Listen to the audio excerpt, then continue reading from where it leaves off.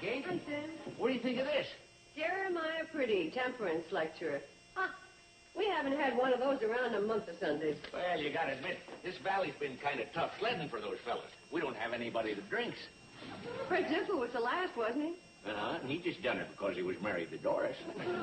But when he got his pig, Arnold seemed to relieve all his frustration. Hate to rush you, Kate, but we're behind schedule. Oh, I didn't know you boys had a schedule this time of day. We just made it up. Charlie says, Floyd, we ought to have a schedule. And I said, yeah. So we sat down and made us a schedule. And it took us so long, we're behind. Well, I wouldn't want to be the cause of any further delay. Sam, this is a short list. Betty Jo can pick it up after baseball practice. Sure thing. She still got her heart set on being a shortstop, huh? Mm-hmm. But she's getting more feminine all the time. Lately, I've been smelling cologne on her sweatshirt. What does this mean, temperance lecture? Don't you know anything? That's a fella that comes around and talks you into drinking in moderation. Well, he can talk till he's blue in the face. I ain't gonna do it. You don't drink. And I ain't gonna start just to please him. I gotta quit blowing the whistle while he's in the cabin. You ready to go, Kate? Yes. You'll have the things ready, huh, Sam? Sure will. You're out of luck with me, mister. I promised my mama I wouldn't take a drink till I was 21. Floyd, you're a dang sight more than 21. He don't know it.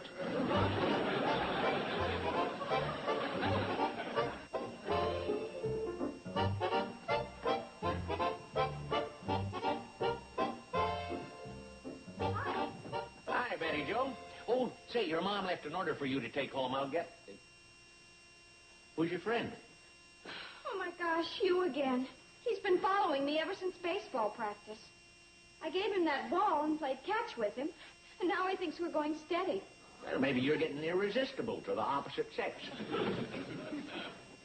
Hey, you do wear cologne in your sweatshirt, don't you? That's my little trick.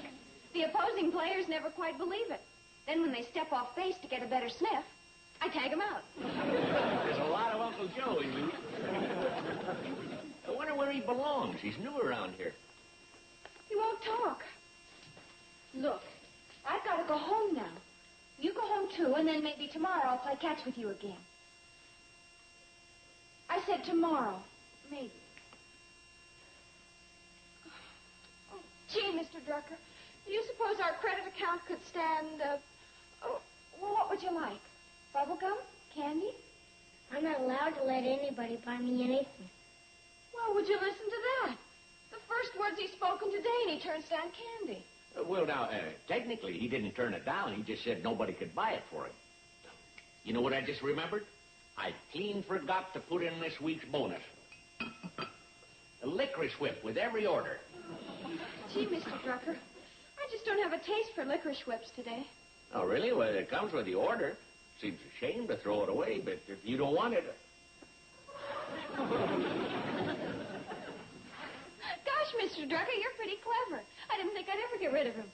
Well, as I've said before, getting rid of boys isn't a talent most girls care to develop. Here you are. Thank you. Bye.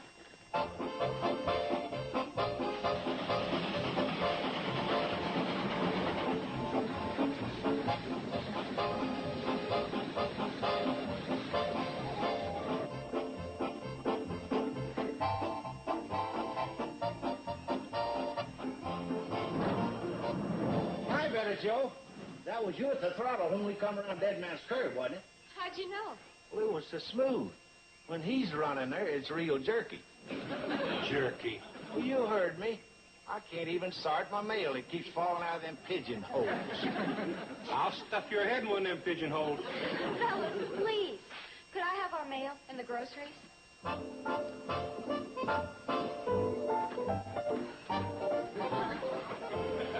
Well, what have we here? Oh, no. Him again. He a friend of yours, Betty Jo? Well, I suppose so, whether I want him to be or not. Young feller, don't you know it's against the law to ride on a train and not buy a ticket? Is that a yes, I know blink, or is that so blink? What's the difference? We'd better get going. We got to pick up Earl Farley's milk before it sours in the sun. Oh, that's right. Goodbye, Betty Jo. Goodbye, Mr. Hobo. Oh, what about him? I reckon he'll have to stay with you. I don't even know who he is. We ain't got accommodation for care feeding. And we can't back all the way up to Hooterville. We got to pick up Earl Farley's milk. If we don't, he gets mad and throws cowbells at us and makes big dents in the tender. Yeah, but... Yeah, but...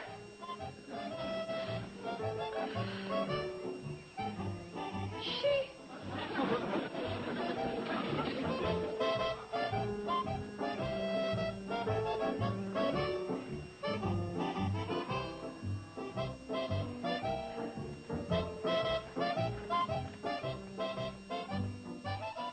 There wasn't anything else to do but bring him up here. Well, yeah, but is that the only expression you've got? Wistful and appealing? Can't you look mean and nasty so I can send you away? Hold it. You mean you can have another hot dog? Now, wait a minute. That's 1, 2, 3, 4, 5. Oh, no, little fella. Your skin can stretch just so much, and then your freckles pop off. And then Roy Strongheart leaped on his white stallion and rode down the mountainside to cut off the stagecoach robbers at the pass. Excuse me, Uncle Joe. Would you like a candied apple, Clint? What do you say? Thank you. That's a good boy. Uncle Joe, would you like to have one? Oh, later. Too anxious to find out how this Roy Strongheart makes out. Hold it like this. And this. And there you have it. Now it's time for our squadron of planes to take off. Mom, look, isn't Steve wonderful with children? Uh-huh. Good husband material, all right. Sue me, I'm a mind reader. The squadron leader takes off first. Okay, it's your turn. Now remember, rule number 1 for all pilots before they take off is to see that their instruments are in order. Have you done that? Yes, sir. Okay, take off.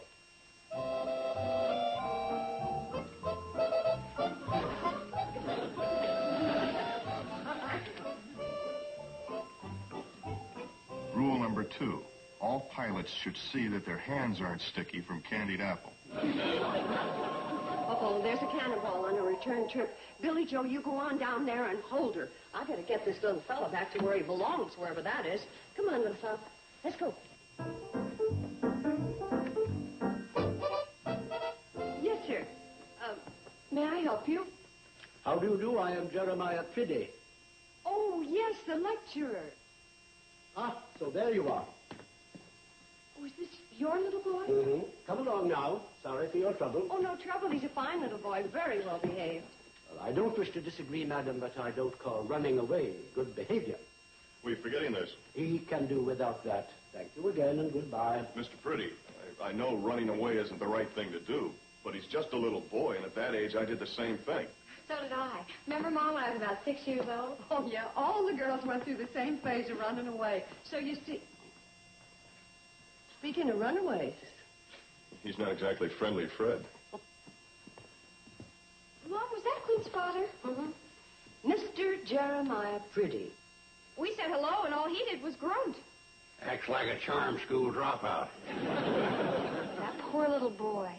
Yeah, Mom, isn't there something we can do No, honey, there isn't. You see, Clint is a very sweet little boy, and he could work himself into our hearts very easily, but he doesn't belong to us, so it's strictly hands off.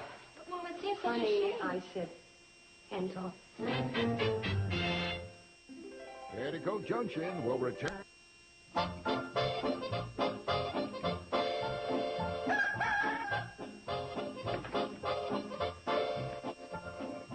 no. What are you doing here?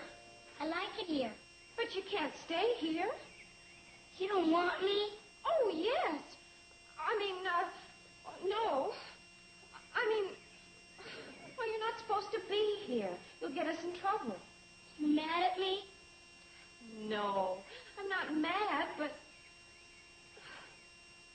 Golly. Oh, come on.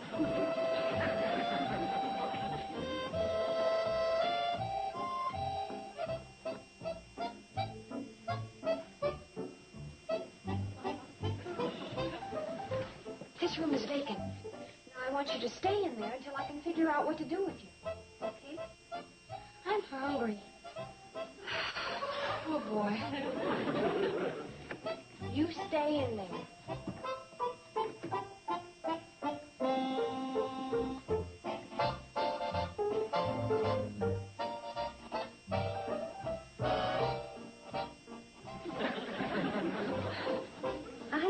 Hi. Fancy guest checked in and wants room service? No. Well, I can't believe you're waiting on your sisters. No, I was just taking this up to the dog. Potato chips, pickles, and milk for the dog? Well, eating meat and bones day after day is tiring. Betty Joe. Golly, why do I think I can get away with stuff like this? I don't know. But it might help if you got a better accomplice. Oh, fine. Wait a minute. This isn't for, Here.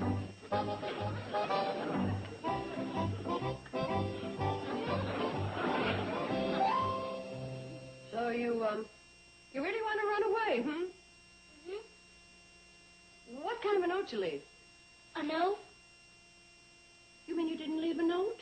Oh, that's terrible. Why, that's the first thing in the manual of running away. Yes? Well, everybody knows that. I don't even think it's legal to run away without leaving a note. What do I say? Well, not very much. Just, something simple like, Dear Daddy, I am running away and I will never see you again. Cordially, your son. No, correction, ex-son. Never see Daddy again? Well, that's the idea, isn't it? If you run away from somebody, you don't expect to see him. Well, look, you don't have to take my word for it. I got this on very high authority from... Why believe you? There's only one thing. What's that? I can't write. Well, then we'll just have to postpone the whole thing, and you'll have to go back and wait until you learn how to write. You see any other way out of it?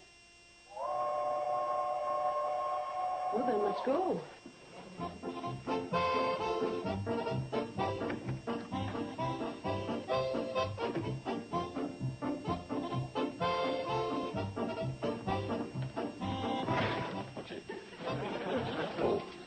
The cannonball's in. Well, I better get down there and see if that book I ordered came in, Modern Day Pressure, and what to do about it. Boy, I wonder if you would see that... Oh, hi, Mr. Pretty. Just as I suspected. Mr. Pretty, I was just going to... Mrs. Bradley, why don't you kidnap my child outright instead of trying to alienate him from me by degrees? Mr. Pretty, your little boy came down here of his own accord. No, Mrs. Bradley, not of his own accord. He was baited. Baited by this undisciplined atmosphere in which he finds himself, where he can do anything he pleases, eat all this goop. What do you mean, undisciplined atmosphere and goop? Mrs. Bradley, I recognize this modern disease, this cult of the soft life. Mr. Pretty, I don't know what you're driving at, but your little boy came to us of his own free will, and we treated him as we would any other individual. We welcomed him, we were friendly and hospitable. Now, if there's anything wrong with that, we're guilty. Mrs. Bradley, we could bandy words all day long, but as one who is steeped in the permissive approach of bringing up children, you wouldn't understand. Just a second, you. You've gone a little bit too far. Uncle Joe, please Kate, don't I can bother. stand most anything, but when he starts talking about you and raising children, he's barking up the wrong family tree. My niece here has single-handedly raised the best children in this valley. The county. The state. I'll tell you why your boy breaks away from you and comes over here. Because he finds something he's not getting from you. Attention and affection. And people that care for him. Right. You keep talking about the good times you wouldn't even recognize them if you saw them.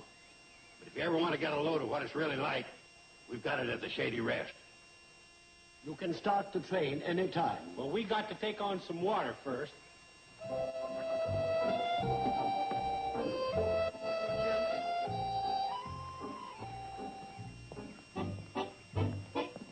Sam, what you doing here? Well, Steve gave me a lift in his plane. I came to warn you about that Pretty fella.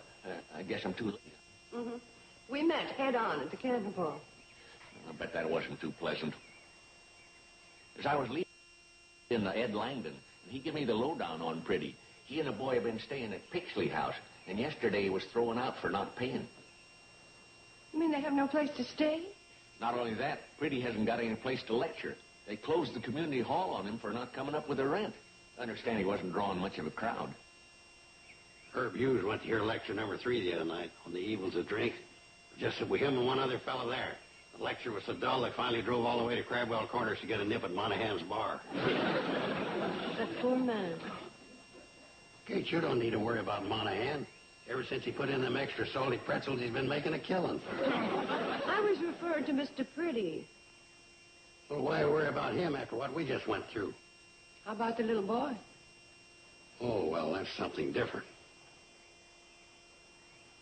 Excuse me. Boys, could I ask you to do me a favor? Sure, Kate. Well, it's a tiny bit crooked. Is it for you? Mm-hmm. Well, stop wasting time. What is it?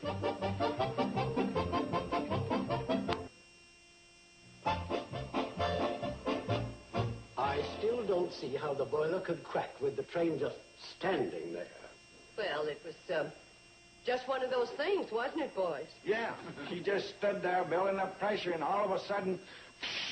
I'll take your least expensive room. How much is it, please? Oh, the C&FW is responsible. They'll pick up the bill. That's right. Uncle Joe? Uncle Joe? Oh, would you please take Mr. Pretty up to number 4?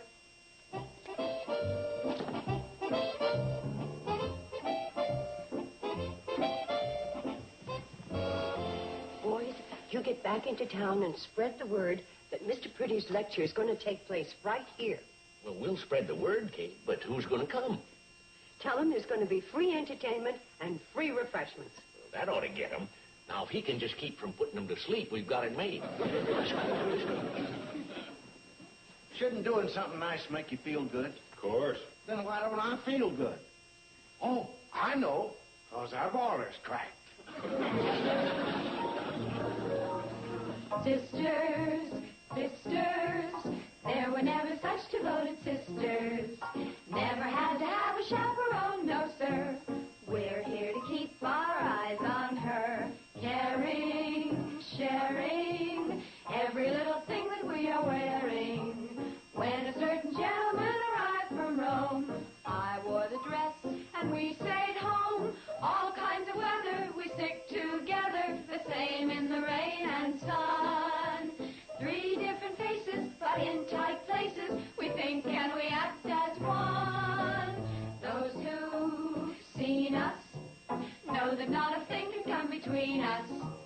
Many men have tried to split us up, but no one can. Lord, help the mister who comes between me and my sisters. And Lord, help the sister who comes between me and my man.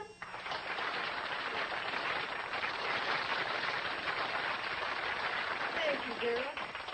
And now, here to introduce our guest speaker of the evening, Mr. Joseph Carson. Thank you, Kate. Ladies and gentlemen, before I introduce our speaker, I'm going to give you a fair warning. You'd better buckle your seatbelts, because he's going to tear into us sinful folks worse than we ever been tore into before. Ladies and gentlemen, Mr. Jeremiah Pretty.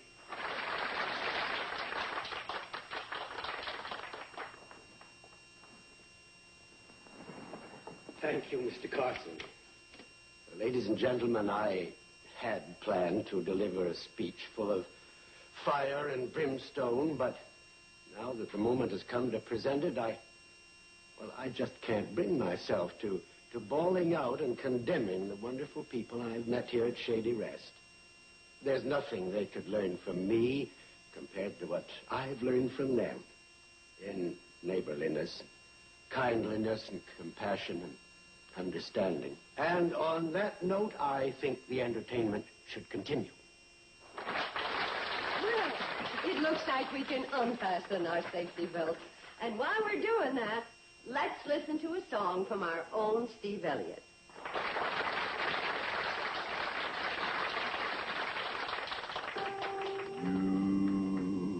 gotta give a little, take a little, and let your poor heart break a little.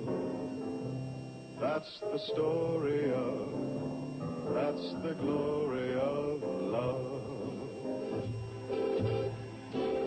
You gotta laugh a little, cry a little, before the clouds roll by a little.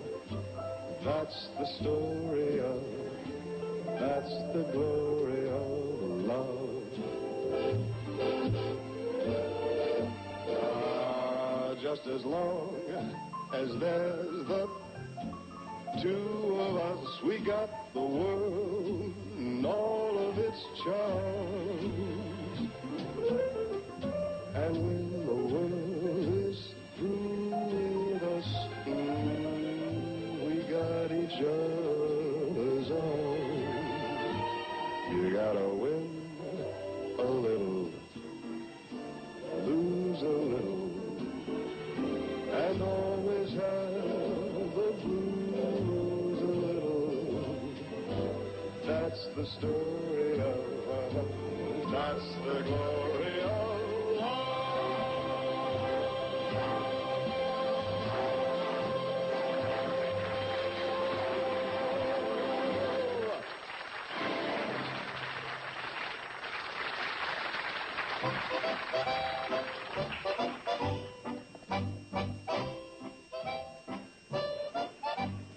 There you are, Clint. Oh, I just don't know how to thank you all. Oh, no, thank you. It was a pleasure having you here. Now, you drink up, Clint, because we have to be going along. That is, unless there's another crack in the boiler. Well, this is a little crack. Now, isn't this a lot better than drinking that hard stuff you've been trying to sell people on? Boy, you haven't got this straight. Mr. Pretty is against liquor. Not in his lectures. He says drink in moderation, and I ain't gonna do it. Kate, I'm going to try to straighten him out once and for all. All the straightening out in the world ain't gonna make me drink anything stronger than a root beer float, and even that with only one scoop. Boy, you knucklehead. That's the way my mama wanted it, and that's the way it's going to be. Ready, Clint? Oh, I think he wants you to play ball with him. You, think it's too late to learn? I do. All it takes is a little time.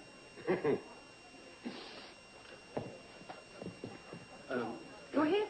Pitch it to him.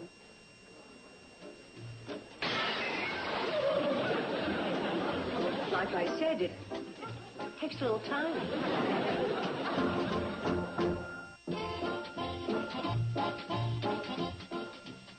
Finish your hotcakes, darling. There's a heaping stack of green acres on the griddle coming right up as TV Land's Hooterville Saturday continues. Stay tuned.